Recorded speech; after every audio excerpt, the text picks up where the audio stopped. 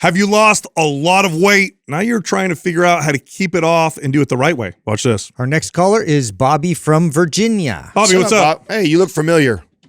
Hey, good morning. I get that all the time, but I've never seen you all. Oh, wow, really? Oh, I totally thought maybe you called in before. No shit. No. I get this everywhere I go. So join the crowd. All right. Hey, thanks for having me on today, guys. I it. really appreciate your show and everything I've learned from you so far. Cool. So go ahead and jump into that. Yeah. What's your question? What's your question, buddy? Man. Okay. So just a little background. In 2020, I found myself at 354 pounds. Started making a body decision, mainly because of a surgery. That's how I found out how heavy I was, and got myself down to about 195. And when I wrote you this question, I was going to join a Body Fit challenge to try to get myself from what I was at the time, a 9.5% body fat, down to see if I could get myself to like 5 or below or whatever. Wow.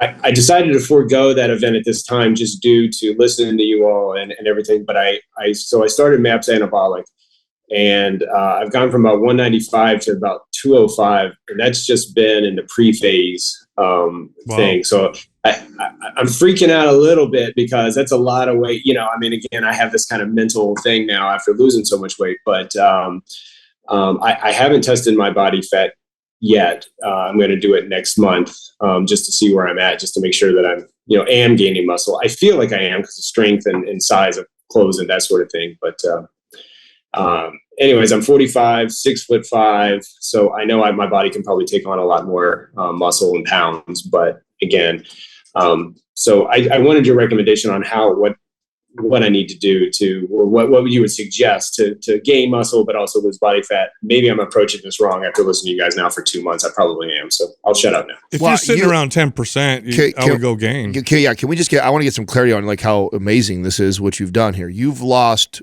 well over 100 pounds. You've gotten down to 9.5% body fat, and you're actually eating 2,800 to 3,200 That's about calories. 60 pounds. Oh, is it 60? Yeah, 354.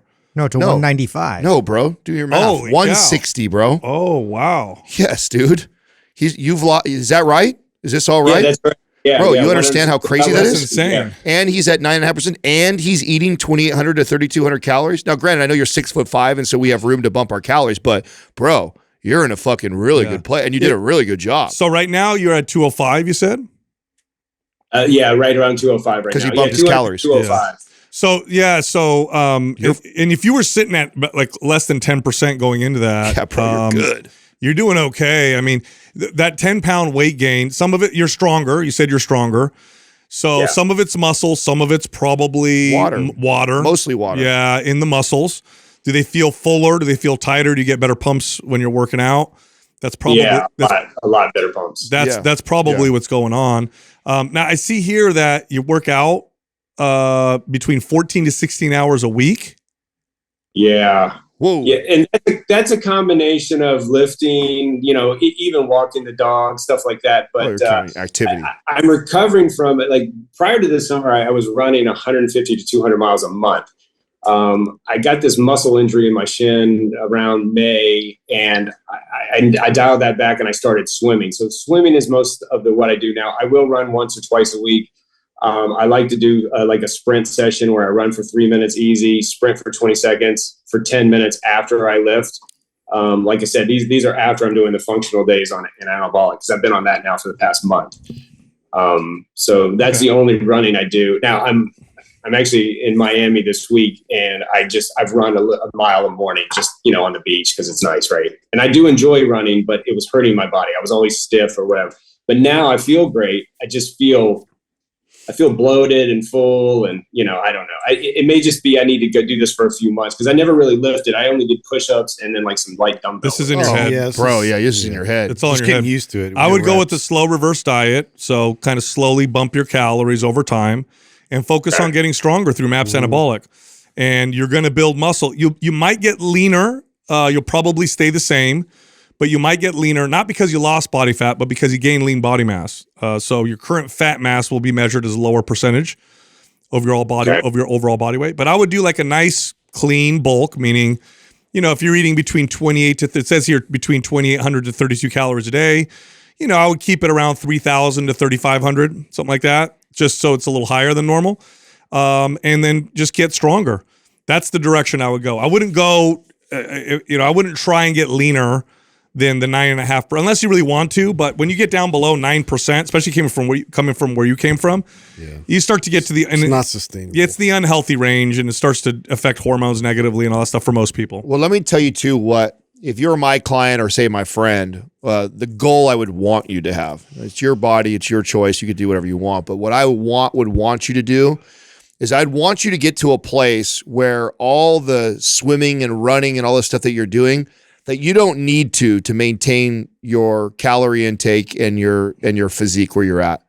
Like I want it truly to be like, and I don't know where your headspace is when you do those things, but a lot of times when I have a client that is that heavy, lost a lot of weight, and they did a lot of it through that much activity, their relationship to that exercise, they've told themselves they love doing it, but a lot of it is like, I love doing it because it keeps my weight down, not because I really enjoy to swim or run per se. And so I would want you to be in that headspace. I want you to be in a place where it's like, we've built enough muscle on your body, Bobby, where you could eat 3,200 calories a day and not gain weight, and not do any running or any swimming. And so therefore you can go and do that as like a true leisurely thing, and you could cut it out of your life and it still be okay, and you still maintain it, and all the weight doesn't come flying back on. So I would want us to be there. And the one way to make sure we get there is to keep reverse dieting, building a lot of muscle, slowly pulling back on the amount of swimming, running, and all the things we're doing. Not because I'm going to get rid of it forever, but because I want to show you can do that.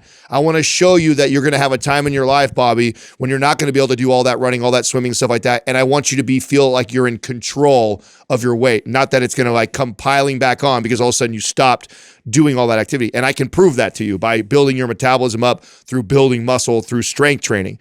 That's where I would want you to be. And then if you look back at me and say, oh my God, Adam, this is crazy. I'm eating 3,800 or 4,000 calories a day and I'm loving this. And I'm like, hey, if you want to run and swim, go for it, dude. But do it because you love it, not because you're trying to keep your weight with it. I think it's very realistic based off of what we know now. It's very realistic for you to get to a 37 to 4,000 calorie maintenance with good lean body mass and good lean body fat percentage. And not even really running. You're 6'5". It's very, very realistic. If you're already there now after losing that much weight, because typically what happens with that much weight loss is you see a much slower metabolism. Yeah.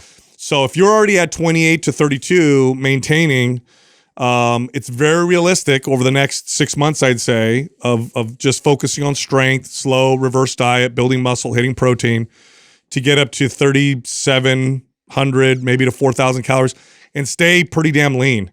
And that's a really cool place to be, because then if you want to get down to 5%, you go to your runs and swims. You just go back down to 3,200. Now you get shredded. Or that, yeah.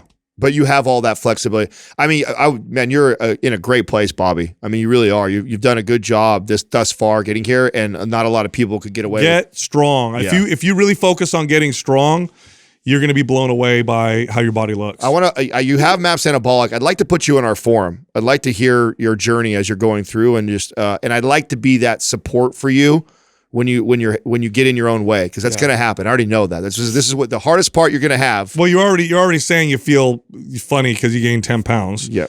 And which is probably water, muscle fullness. But to somebody who was lost a lot of weight, who was heavy, it's like scary.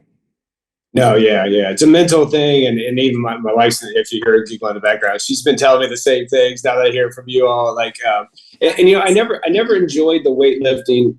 I never really liked it. I mean, I was in the Army when I was younger and that sort of thing, and I did it. But now I'm finding I really like, and I like the time it gives me back, because I run my own company. I'm in a doctoral program. So I really like that now I don't have to say, oh, I've got to go run for an hour and then maybe run again. I've been able to separate the running, but I do enjoy, I really do enjoy cardio. That's fine. So scaled it way back, because I mean, these lifts and then the trigger sessions, my thing is bringing the trigger sessions lower, right? I want to do like 200 push-ups on the days I lift, and doing 20 or 30 is like, but I'm getting there. Think of the trigger sessions as facilitating recovery and adaptation, not as sending the muscle building signal itself. It's so funny, think of it that way. Honestly, you're actually somebody who I might even let skip those. I don't normally tell people that, but because you sounds like to me you have a tendency to want to do more. And mobility would be a better practice. and you don't need to be doing more activity. And by the way, when I say scale back on that, I wouldn't rip the Band-Aid off and go like, no more swimming, no more, none of that stuff. I'd say, hey, every week you're doing about this much. Let's just pull back a little bit on that and let's put more emphasis on the strength training. Bobby, what would happen if you went for, like, you're already doing this with running. You said you're in Miami. You're running about a mile on the beach. You're probably not even thinking about it like a workout. You're probably like, oh, this is gorgeous. I'm going to go enjoy this. Yes. What would your cardio look like if that's how you did it? If it had nothing to do with working out, had nothing to do with trying to sweat and burn calories, if you're just like, I'm going to go enjoy this, like, would it look different than it is now? Probably not. I mean, I think 3 months ago, yeah, I would have said I would go out and I'd want to do an hour, run, thinking about running ultra marathons, that sort of thing. But now, no, I mean, a nice long walk with the dog, the wife, that's an good. easy swim. And it's all zone too. Like I said, I only am doing this running because I really got into the longevity piece, right? Okay. And I realized that running was probably building up more visceral fat, that sort of thing. I just want to be healthy when I'm 80 years old. I want to be able to do whatever I want to do. Oh, you're on the right track. You're doing good, bro. Perfect. You're fine then. You're doing good, bro. Yeah, do the reverse diet, build some muscle, mainly because from a longevity standpoint, because you might think, well, what does it have to do with longevity? It gives you more flexibility, because if you plan on living in a modern society, you're going to have access to a lot of food, events, vacations. And if your body is maintaining at 4,000 calories, you go on vacation with your wife for a couple weeks. I mean, you got a lot. If you look at the studies on the negative effects of food, 95% of those negative effects are negated when the calories are lower than what the person burns. You can look at studies on high sugar diets, terrible diets, but if the person's body is burning it off, it's like almost all of the negative effects are negated. So really what it does is just gives you the flexibility to enjoy your life and to not always have to worry about, what you're eating and putting in your mouth. So that's why we tend to recommend that to most people, because again, we live in so much plenty, so much variety, that I would rather have someone have a faster metabolism than one that's a little slower. You're on the right track though, bro. You're doing really good. I want Doug to put you in the forum and just keep us posted, dude. Just tag us every month or two and let us know how things are going, if you have any challenges or what's up, and we'll give you little bits of tips and stuff like that along your way. But I think you're in a really good place, a good mindset, and I think you're on the right path. And I think you're going to be really impressed with what you're going to be able to do, because I think you're primed to build some muscle. What are you studying right now, by the way, Bobby? Strategic leadership. Okay. Business school, yeah. So all right, good for you, man. I just wanted to do something hard, and I figured like running, I got to the point where it's a whole mental, it's the wrong mental mindset. But again, now I'm in school and I'm enjoying it. So, hey, that's why. Good deal, man. man. I love the way you guys have really helped transform, because I was going down a bad place, just beating my body, thinking more is more. And I like it when you say, find the least you can do. I got to get to that place. And I listen to everything you guys put out, read everything you put out. So thank you so much for Appreciate what you You're on the right track, dude. You're Sweet, man. gonna do awesome. You're gonna do good, bro. Thanks, Bobby. Stop listening to David Goggins. You'll be fine. So we'll be all right. How did you know? That was my spirit. Bro, trust me. I He's know one insanely when I see. I am one, so I know one when I see one, bro. Yeah. All right. Thank you guys so much. Have a great day. All right, man. We'll keep you posted. All right, sounds good, man. Boy, that message is so annoying. Oh, that Goggins. yeah. I appreciate, I respect him. I get it. But that message causes way more damage than it does good. There's some people that benefit from it. They need to get off their ass and do something. Yeah, I have For sure. I'm partial to it. I like him, right? So like I bet if we met, we'd be friends. I really like him, and I definitely think there's a big horde of people that are fucking lazy. They need to hear that shit. And they need to do some hard shit in their life because they're a bunch of pussies. Yeah. And we need people like that out there to show the human potential, but applying what he's doing is completely. So here's the irony. The irony of it is that the people who actually take it and do it are the ones that don't need it. Exactly. Are the guys like him. That's the problem. The guy like him, like Bobby, who was very disciplined, as you can see, and very consistent, and is a hard motherfucker, and he takes it to that level. And it's like, that's the guy who doesn't need that. That's the guy who needs, hey, your goal is to do as little as possible to elicit the most amount of change. That's right. Like what that guy needs to hear. If we started a class here that was like a boot camp, kick the crap out of yourself, for sure it would attract people who enjoy beating the shit out of themselves. Yes. It would not attract the person who's like, oh, you know what? I do need to get off the couch. They'd be like, I don't want to do that. I want to do If something you're else. getting me ready for war, I'm gogging. Very different. Yeah. Very different. Yeah.